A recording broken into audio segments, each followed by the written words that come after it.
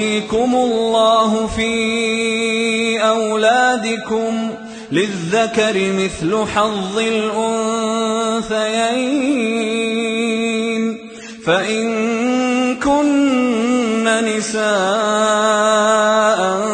فَوْقَ اثْنَتَيْنِ فَلَهُنَّ ثُلُثَا مَا تَرَكَ ۖ وَإِن كَانَتْ وَاحِدَةً فَلَهَا النِّصْفُ ۚ وَلِأَبَوَيْهِ لِكُلِّ وَاحِدٍ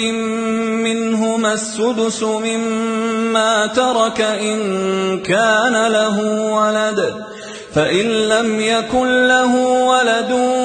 وَوَرِثَهُ أَبَوَاهُ فَلِأُمِّهِ الثُّلُثُ ۚ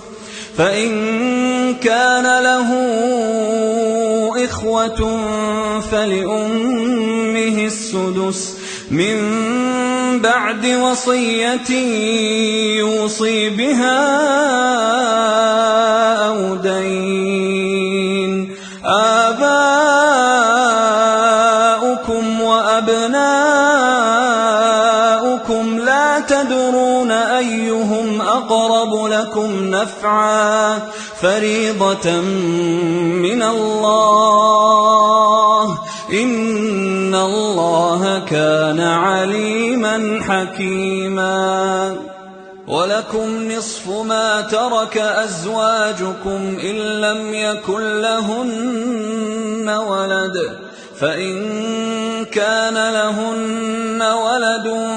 فَلَكُمُ الرُّبُعُ مِمَّا تَرَكْنَ مِن بَعْدِ وَصِيَّةٍ يُوصِينَ بِهَا أَوْ دَيْنٍ ۗ وَلَهُنَّ الرُّبُعُ مِمَّا تَرَكْتُمْ إِن لَّمْ يَكُن لَّكُمْ وَلَدٌ ۚ فَإِن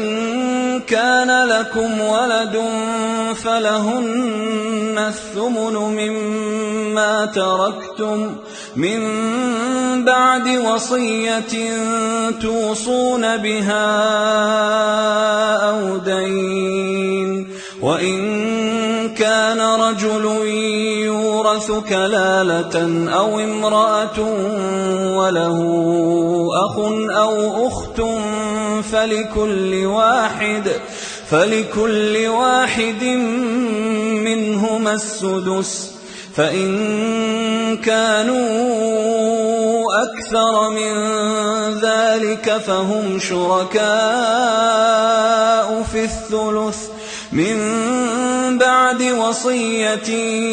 يُوصَىٰ بِهَا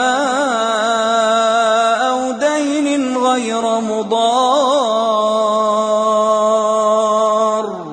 وَصِيَّةً مِّنَ اللَّهِ ۗ وَاللَّهُ